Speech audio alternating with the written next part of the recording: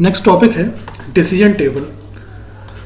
Decision table पहले हम समझते हैं। यहाँ पर बात टेबल की हो रही है और टेबल का मतलब होता है सारणी।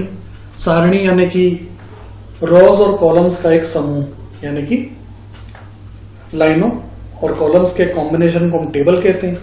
तो ऐसी टेबल जिसके बेस पर हम डिसीजन ले सके, कोई निर्णय ले सके, ऐसी टेबल को डिसीजन टेबल कहा जाता है।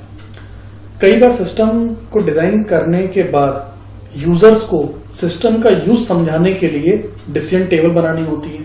आपने कई बार शॉपिंग मॉल में देखा होगा, बहुत जगहों पर चार्ट बने हुए रहते हैं, टेबल बनी हुई रहती है, वहां पर क्रेडिट और कैश की स्कीम्स के बारे में बताया हुआ रहता है। तो कुल मिला के सिस्टम जब हमने बना लिया तो सिस्टम बनाने के बाद यूजर तक हमारी बात पहुंचे कैसे हम यूजर को ये सिखाएं कि हम अपने सिस्टम को किस तरह से यूज करवाना चाहते हैं, हम अपनी बात उस तक कैसे पहुंचाएं। तो यूजर तक अपनी बात पहुंचाने का एक सटीक माध्यम होता है डिसीजन टेबल।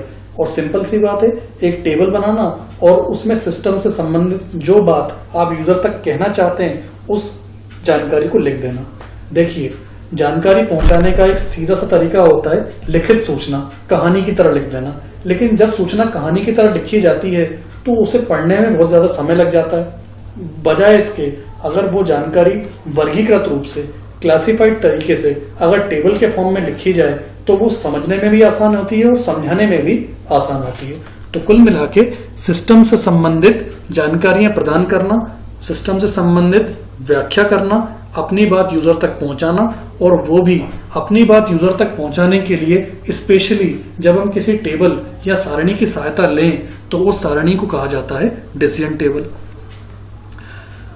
सामान्यतः इसका प्रयोग जटिल व्यावसायिक नियमों से निपटने हेतु आवश्यकताओं को तैयार करने के लिए किया जा सकता है।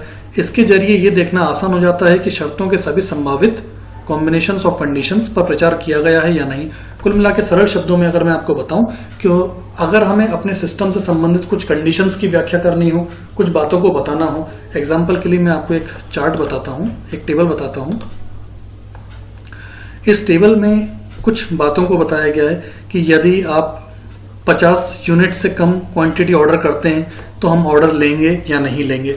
यहाँ पर Y का मतलब यस से है, वहीं N का मतलब स्वाभाविक है, नो से है। कैश ऑन डिलीवरी हम दे पाएंगे। अब देखिए, कैश ऑन डिलीवरी यहाँ पे Y है। कहाँ पर Y है? जब लेस देन 50 यूनिट्स ऑर्डर्ड हो रही हैं। होलसेल आउटलेट Y है, होलसेल आउटलेट Y है, लेकिन यहाँ पर डिस्काउंट का जो एरो बनाया गया है वो इस कंडीशन पे दिया गया है। इस कंडीशन पे दिया गया मतलब, इसका मतलब ये है कि जब कभी 50 यूनिट से कम ऑर्डर की जाती हैं, ठीक है, कैश ऑन डिलीवरी अगर हम नहीं लेंगे, होलसेल आउटलेट अगर हम नहीं देंगे तो डिस्काउंट उस परिस्थिति में रहेगा 0%। यानी जब ये तीन परिस्थितियां होंगी उस परिस्थिति में डिस्काउंट की राशि रहेगी 0। लेकिन डिस्काउंट 2% मिल सकता है बशर्ते जब कैश ऑन डिलीवरी भी आप ले रहे हो और 50 यूनिट से कम ऑर्डर कर रहे हो, होलसेल आउटलेट का अगर आप इस्तेमाल ना कर रहे हो। वहीं अगर आप होलसेल आउटलेट का इस्तेमाल कर रहे हैं, कैश ऑन डिलीवरी नहीं कर रहे हैं, 50 यूनिट से ज्यादा ले रहे हैं, तो होलसेल आउटलेट कहलाएगा और उस परिस्थिति में भी आपको 2% का डिस्काउंट मिलेगा। अगर आप 50 यूनिट से ज्यादा ले रहे हैं, कैश ऑन डिलीवरी नहीं कर रहे हैं, मतलब कैश आप वहीं का वहीं दे रहे हैं पैसा, होलसेल आउटलेट नहीं भी यूज कर रहे हैं, तो भी आपको 2% का डिस्काउंट यहां पर दिखाया गया है। कुल मिला के ये एक टेबल है जिसमें डिस्काउंट कब कब कितना मिलेगा, किन किन परिस्थितियों में मिलेगा, ये दर्शाया हुआ। जैसे अगर हम कभी जानना चाहें कि हमें डिस्काउंट 6% कब मिलेगा, तो इस चार्ट के हिसाब से डिस्काउंट 6% इस परिस्थिति में मिलेगा। अब ये परिस्थिति क्या बोलती है? जब आपने less than 50 units ordered, no, मतलब जब आपने 50 यूनिट से ज्यादा ऑर्डर की हो। कैश ऑन डिलीवरी, यस, जब आप डिलीवरी कैश करेंगे तो भी चलेगा। होलसेल आउटलेट का अगर आप इस्तेमाल करते हैं तो उस परिस्थिति में आपको 6% डिस्काउंट मिलेगा। यानी मोटे तौर पे यूं समझ लीजिए कि अगर आप 50 यूनिट से ज्यादा ऑर्डर करते हैं तो आपको 6% का डिस्काउंट मिलेगा इस चार्ट के हिसाब से। 4% डिस्काउंट किन किन परिस्थितियों में मिलेगा? 4% डिस्काउंट की पहली परिस्थिति यह है जब आप 50 यूनिट से कम ऑर्डर कर रहे हो, कैश ऑन डिलीवरी दे रहे हो, होलसेल आउटलेट का इस्तेमाल कर रहे हो, तो 4% डिस्काउंट मिलेगा। 4% डिस्काउंट के लिए 2 विकल्प और भी दिए गए हैं। कुल मिला के मोटे तौर पे देखें, ये एक टेबल बनी हुई है। टेबल है यानी कि रोज और कॉलम्स का एक कॉम्बिनेशन है और इस कॉम्बिनेशन के थ्रू सिस्टम से संबंधित कुछ बातों को समझाया गया है। इसके अलावा एक एग्जाम्पल और है इसी डिसीजन टेबल का। इस उदाहरण में एक एटीएम डिसीजन टेबल बनाई गई है। ये काल्पनिक एटीएम टेबल है। इस उदाहरण में अगर एक ग्राहक एटीएम के जरिए अपने बैंक अकाउंट से पैसे निकालना चाहता है तो नियम कुछ इस तरह हो सकते हैं। पहला नियम, ग्राहक के अकाउंट में बैलेंस निकालने वाले अमाउंट से ज्यादा हो। मतलब ये है कि बैलेंस उतना ही निकाल सकता है जितना उसके अकाउंट में पैसा हो। ये तो स्वाभाविक सी बात है, एटीएम से हम उतना ही पैसा निकाल सकते हैं जितना कि उसके अकाउंट में पैसा हो, उससे ज्यादा हम निकाल नहीं सकते। हाँ, यहाँ पर एक चॉइस और दी है कि अगर आपके पास बैलेंस कम है तो ग्राहक को उधार की सुविधा भी दी गई है। यानी अगर बैलेंस कम है तो एक पैसे निकालने का एक चॉइस और भी हो सकता है कि अगर आप क्रेडिट ले लें। तो कुल मिला के यहाँ पर आप पैसे दो ही परिस्थितियों में निकाल सकते हैं। पहली परिस्थिति जब आपके अकाउंट में पैसा हो, उतना सफिशिएंट पैसा हो, और दूसरी परिस्थिति कि अगर सफिशिएंट पैसा नहीं हो तो आप क्रेडिट में यानी उधारी लेने को राजी हो। तो दोनों परिस्थितियों में आप पैसा निकाल सकते हैं। अब इनको टेबल के थ्रू कैसे दर्शाया गया देखिए। पहली परिस्थिति, जब विड्रॉवल अमाउंट बैलेंस से कम हो, यानी जो राशि हमें निकासी करनी हो और जो राशि हमें निकालनी है अगर वो उपलब्ध बैलेंस से कम है तो ट्रू यानी कि राशि निकाली जा सकती है। और नीचे देखिए विड्रॉवल ग्रांटेड यानी विड्रॉवल अलाउ है, यानी पैसा निकालना अलाउ है अगर आप जो पैसा निकाल रहे हैं वो बैलेंस से कम है तो। सेकंड कंडीशन, ये फॉल्स वाली, जब विड्रॉवल अमाउंट बैलेंस से कम नहीं हो, यानी कि अगर आपका बैलेंस जितना हो उससे आप ज्यादा पैसा निकालना चाह रहे हो तो स्वाभाविक है जब बैलेंस ही नहीं है तो पैसा कहां से निकलेगा। तो उस परिस्थिति में यदि क्रेडिट ग्रांटेड, अगर आप क्रेडिट की सुविधा ले रहे हैं तो भी विड्रॉवल ग्रांटेड है, तो भी ठीक है। अगर आप क्रेडिट ले रहे हैं तो भी आप पैसा निकाल सकते हैं। अब विड्रॉवल ग्रांटेड में फॉल्स कब है? विड्रॉवल कब नहीं होगा? जब दोनों चीजें फॉल्स होंगी। मतलब आप जो पैसा निकाल रहे हैं वो बैलेंस से ज्यादा हो, मतलब जितना बैलेंस है उससे ज्यादा पैसा निकाल रहे हैं तो वो तो पॉसिबल नहीं है।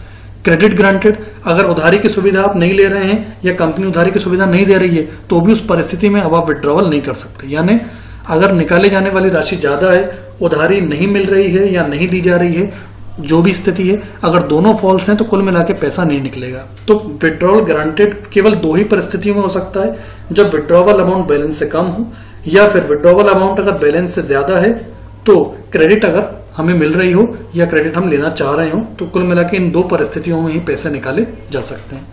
तो ये कुल मिला के कुछ काल्पनिक टेबल्स हैं, कुछ काल्पनिक उदाहरण हैं जिनके माध्यम से हमने एक सिस्टम की परिस्थितियों यूज करने के नेचर को टेबल के माध्यम से समझाया है।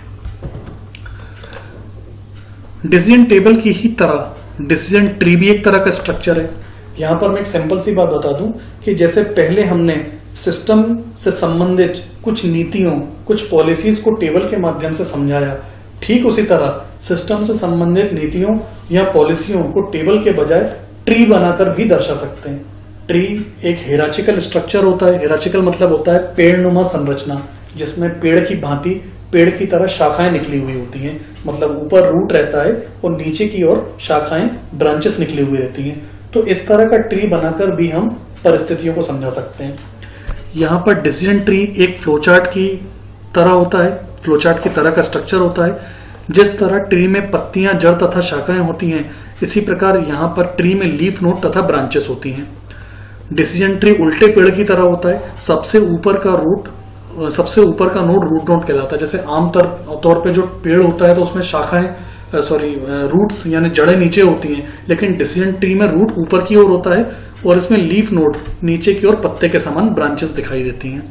कुल मिला के सिस्टम से संबंधित परिस्थितियों, पॉलिसीज और नीतियों की व्याख्या करने के लिए जैसे हमने पहले टेबल बनाया था, बजाय टेबल के अगर हम इन परिस्थितियों को समझाने के लिए ट्री का निर्माण करते हैं, पेड़नुमा संरचना बनाते हैं, तो उस तरह की संरचना को डिसीजन ट्री के नाम से जाना जाता है। दोनों ही संरचनाएं यूजर फ्रेंडली होती हैं, यूजर को समझने में आसान होती हैं और यूजर को जिस तरह से आप समझाना चाहें आप अपनी बातें टेबल के माध्यम से भी सामने रख सकते हैं। अगर आप अपने बातें टेबल के माध्यम से सामने रखेंगे तो उस संरचना को डिसीजन टेबल कहा जाएगा। अगर आप अपने सिस्टम से संबंधित जानकारी ट्री के माध्यम से सामने रखेंगे तो उस संरचना को डिसीजन ट्री कहा जाएगा। डिसीजन ट्री को एक एग्जांपल के थ्रू दिखा सकते हैं। जैसे ये एक ट्री बनी हुई है, इसमें सबसे ऊपरी जो नोड है वो रूट नोड है और नीचे फिर इसकी ब्रांचेस निकली हुई हैं। तो यहाँ पर वेदर यानी कि मौसम के बारे में एक कंडीशन दी हुई है कि अगर मौसम वर्षा ऋतु है, रेनी सीजन है, तो फिर विंड चलेगा। विंड मतलब आंधी तूफान आ सकते हैं। और अगर विंड तेज है मतलब तूफान ज्यादा है तो आपको घर से नहीं निकलना चाहिए। और विंड अगर ठीक ठाक है, नहीं है, वीक है, कमजोर है, तो आप अपने घर से निकल सकते हैं। उसी तरह से ह्यूमिडिटी यानी आर्द्रता की बात कर रहे हैं, अगर आर्द्रता बहुत ज्यादा है तो आप ना निकलें, आर्द्रता कम है तो आप निकल सकते हैं। कुल मिला के एक काल्पनिक ट्री है। इस ट्री के थ्रू कुछ बातों को दर्शाया गया है, कुछ बातों को समझाया गया है। अगर हम इसके एडवांटेजेस की बात करें तो एडवांटेज सबसे बड़ा यही है कि यहाँ पर हमें टेबल के नाम की जरूरत नहीं होती, समझाने में बहुत ज्यादा आसान होता है। डिसीजन ट्री के सीखने के वर्गीकरण के चरण सरल और तेज होते हैं, क्योंकि ये ट्री आधे आधे पार्ट में डिवाइड होता जाता है। मतलब जैसे जैसे आप इसमें आगे जाते जाएंगे ये ट्री अपने आप को 2 हाफ में डिवाइड करता जाता है। आप कंडीशन के हिसाब से फ्लो में चलते चले जाते हैं। तो कुल मिला के सीधे सीधे कंडीशंस आधी होने के साथ साथ हमें इंफॉर्मेशन में बहुत ज्यादा कम सर्च करना पड़ता है। तो ये कुछ इसके एडवांटेजेस हैं। ओवरऑल डिसीजन ट्री हो या डिसीजन टेबल हो, दोनों ही के ही अपने अपने एडवांटेजेस हैं। दोनों ही संरचनाएं हालांकि सक्षम है सिस्टम की व्याख्या करने में।